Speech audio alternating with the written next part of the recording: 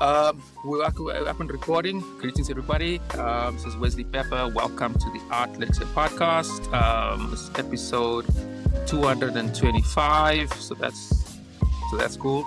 We're closing in on 130, on 230, which is really cool. I do have some other announcements and stuff, but I'll save that for my social media pages. It's to do with the app and the business and all those type of fun stuff. But yeah, I'll save that for my social media pages. And if you're new to this channel and you haven't already, please smash that like and subscribe button. I'll always appreciate it. So today we are previewing Code DNA by the Vuyani Dance Theatre in partnership with Arts Alive, and we're talking to the choreographer Otto Andile Nhlapo. And there was a bit of a confusion with the recording yesterday, but he's here today. My bad. Firstly, my brother, good morning. Thanks for taking the time out. Welcome. And how are you? How are you this morning? I'm good. Thanks. And yourself? Pretty good. It's a nice, cool, crisp morning. Best time of the year. Like I always tell my guests, I prefer the mornings. I also prefer to record in the mornings as well. The mind is still fresh. Yeah, and I think I'm quicker in the morning. It's just one of those things. Yeah. Let's start off with a little bit about yourself, my brother. So, I know you are a graduate from Moving Into Dance, which is a really great dance company in South Africa, based in Johannesburg. And you're the choreographer of Code DNA. But let's just just give a little bit of background about yourself for those guys who don't know. Like how did you get into dance, and eventually become a choreographer, amongst other things, of course. Yeah. Actually, I've started dancing at the early stage. I'm from a township called Ratanda in Quebec, Gauteng. So I've started dancing from the streets, doing a Pantsula. Then around 2004, I've joined a cultural group, Juvenile. So that's when I've got a skill of Zulu dance. I've did different forms of Zulu dance. Then 2020, 2010, yes, 2010, that's when I was introduced to moving into dance. I've joined as a student. I did a 1 year training with moving to dance. Then I've graduated to be a trainee. I've spent years with them, so total it was 3 years with moving to dance. Then I moved to Vuyani Theatre 2013. Yes. Okay, so just my listeners there's a bit of delay in the production here, but hopefully we'll sort that out in post-production. But I hear you there. I actually wanted to ask, in starting in with Pantsula dance, for those that for my guests outside of South Africa, that's like a township of I wouldn't call it traditional, but that's definitely a South African thing.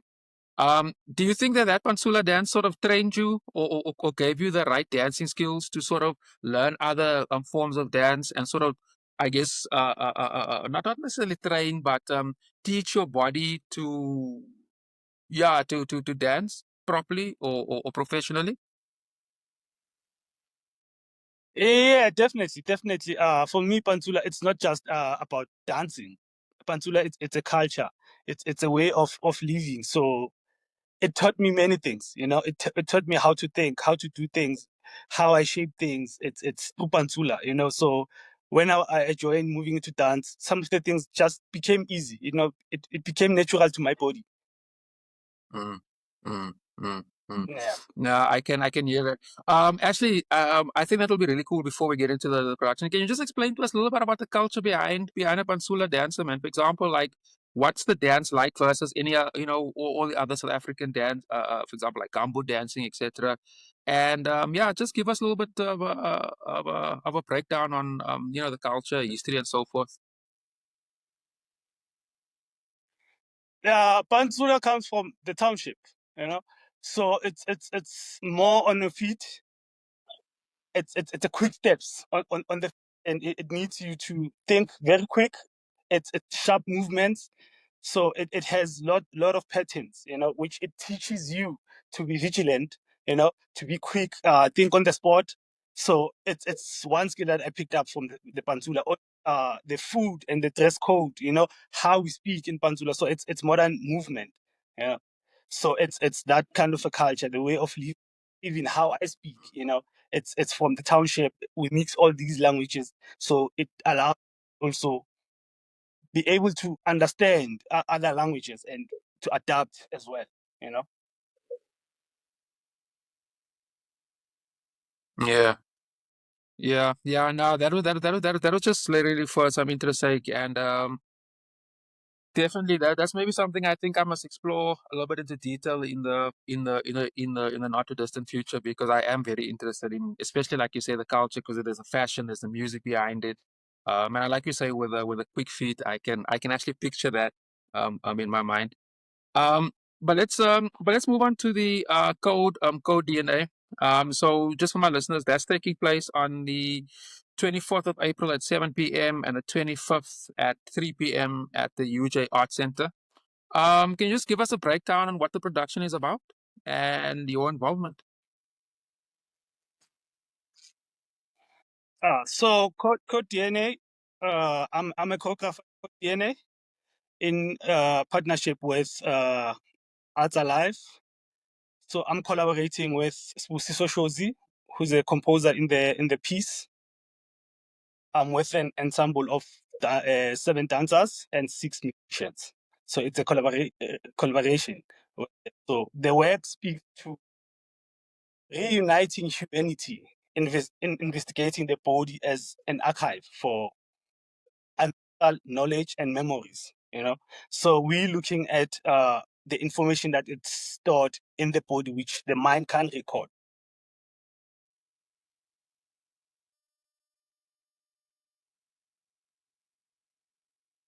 Oh, you were done there. Sorry, I thought it was a delay. uh, um, Yeah. yeah. Um, Yeah, sorry about that.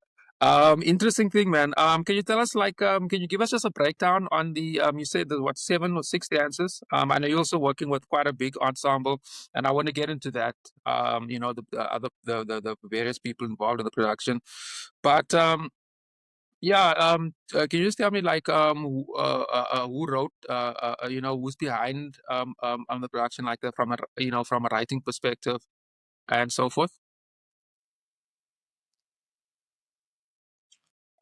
So as a choreographer, I'm the choreographer, and also I'm a director for movement.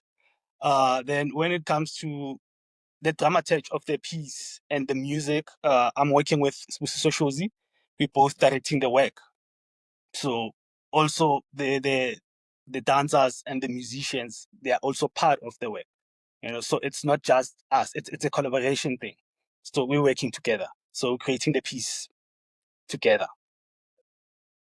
So, is that like you guys all get together and sort of workshop the entire production? Like, why, like in the studio? Am I on the right path there?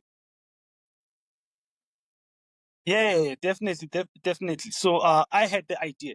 So I had this idea in my head that what is it that connects us as human? You know. So I had those questions that what's the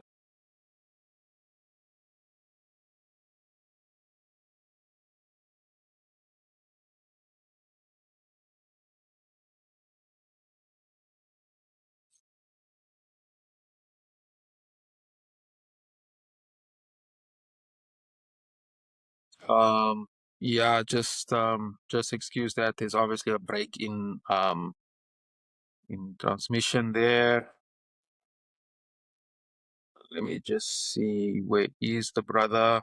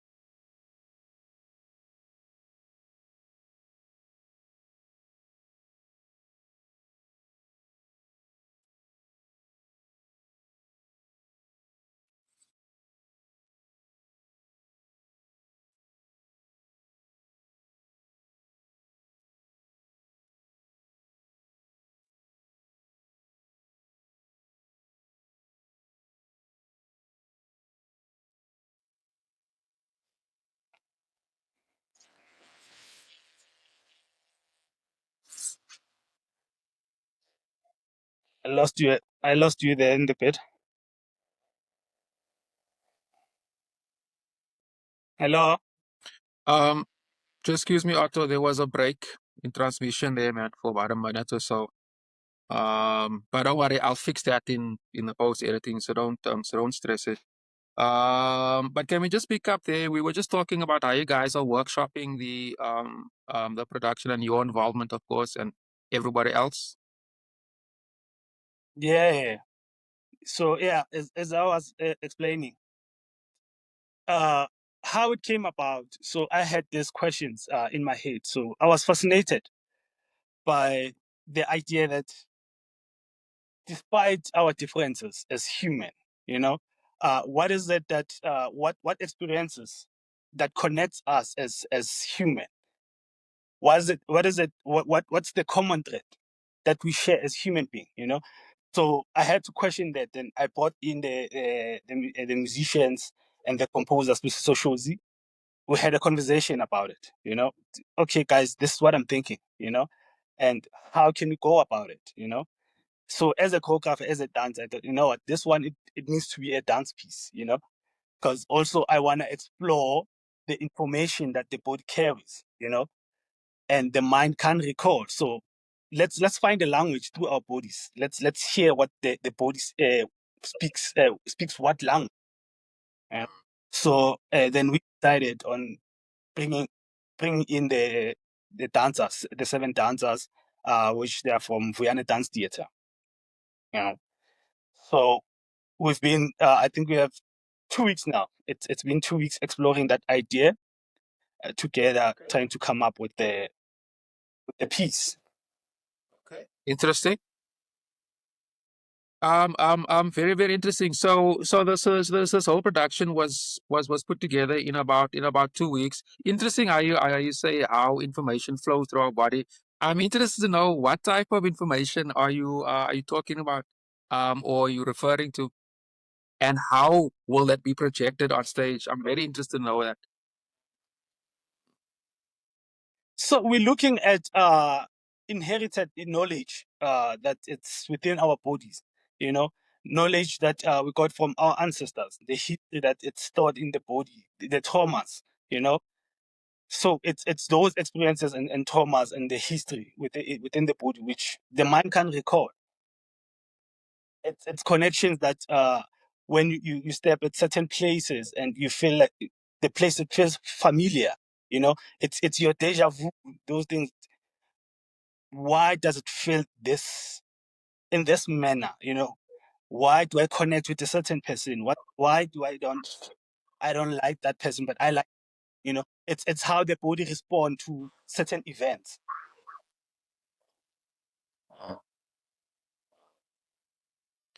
Very interesting. It's also a multidisciplinary event. So you mentioned also musicians. Can you comment on a little bit that's like how will the musicians and all the other arts form? How do they all interconnect, and what type of role do they play in the production? Please repeat that. You were So you breaking a meant bit. Yeah. So it's a multimedia production, and you mentioned that there's also musicians that you invited musicians to partake in. So can you just explain to me what their role is, and how do they add various layers to the production and so forth? Did you get that? Yeah, I got that. Funny enough, we use dance. So the bodies on the floor, they are our score for musicians, you know. So it's all an bond thing. So we look at how the body speaks and we respond to that with music. So the sound is accompanying what the body speaks. So each and every individual has a way of telling their own stories, you know, and combining that, make it one story. Mm, interesting. What type of genre of music will be played? Is it traditional African sounds or contemporary sounds or so forth? Sound, it's so universal, you know. We've got drums, we've got bass guitar, we've got a saxophone, we've got Okay. 3 vocalists. Yep. However, yes, because we are South Africans, so the music, the voice is inspired by who we are, our culture. So we're using different forms of traditional dance forms and music. So it's from our cultures. However, we try by all means to bridge the gap and broaden our sound. So our sound, it Yeah, yeah. travels around the world. Yeah. Yeah, I get that. I get that. Yes, there's a question, sort of a follow up on all of that. I mean, the ensemble and yourself have said that productions all over the world, all over the show. Um, what do you think audiences love the most about South African dance on stage? What do you think keeps bringing international audiences back to watching South African productions, stage dance productions, according to you, of course? To me, I believe as South Africans, we have so much to offer. You know, uh, our dance forms or our performances, they are so diverse. We have so many cultures. You know, and we haven't offered enough. You know, so when you go to a theater in South Africa, there's always something new to learn or something to take take with home. So there's always something that spark an idea or a thought. So there's always something fresh. So I think that's what makes us special as South African. Yeah, I like that. Just as a side note on that, it's always interesting for me to hear because I talk to artists every single week from different genres, every week and I've been doing it for a while now. It's always interesting how they how artists or interpret what people enjoy about their work. I find that fascinating because it's also it's very similar to writers, to filmmakers, to visual artists, and even musicians. Um, and yeah, I find that was just an interesting bit. Um, the ensemble. Can you break down like who's behind the sound, the lighting, pardon, and so forth? Because I mean, you've got quite a crew that's involved here, and you can obviously give us some of their Uh, names and so forth. Yeah. so on our lighting it's designed by Oliver Hauser. Then we have Thabo Pule on sound, which he's our sound engineer. Then costume design, it's Bridget from the company Roka Roko. So yeah, we have quite good people, good people in our team. So yeah, hopefully you're gonna have a beautiful piece. I'm sure it will. I'm sure it will. Actually, so the production, like I mentioned, is taking place on the 24th of April at 7 p.m. and 25th at 3 p.m. at the UJ Art Center. Did I leave out any details? Did I leave out anything? Or did I get everything correct? Yeah. So it's 24th and 25th. 24th, it's on 7 o'clock. It's at 7 o'clock. On the 25th, it's at 3 o'clock. And is there block bookings for students and kids? And if so, where can they do that? Where can they do those bookings at? Yes, there is block booking for students. It's at 100 Rand at UJ, the theater. Also at Quicket, you can also get the tickets from there. Normal price for tickets, it's 150. Yeah, just to my listeners, I'll add all that information in the description box below. Just another interesting point. I've been noticing more and more. The majority of stage productions, theater, comedy, and so forth, are all using Quicket. It's in the past people used to use web tickets, but yeah, that's just an interesting observation.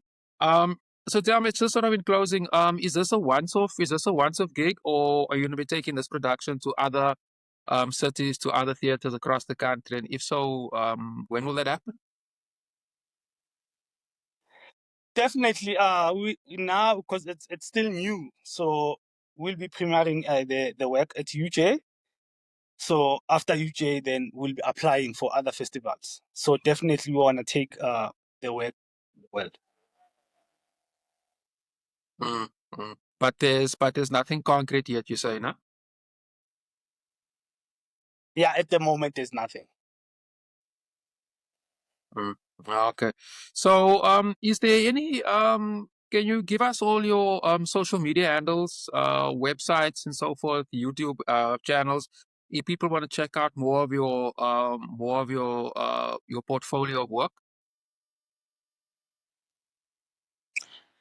So at all my socials, Otto Marvest, just Otto Marvest, OTTO, then Marvest. Mm. So it's Facebook, uh, TikTok, and Instagram, Otto Marvest. Autumn Harvest. That's a very cool name. And and all the other Ahmed, what I okay, let me and we wrapping up here. I'm very this is something that I'm also very personally invested in, is to see how artists are using social media, digital platforms, uh, to promote themselves, to sell their work, and so forth.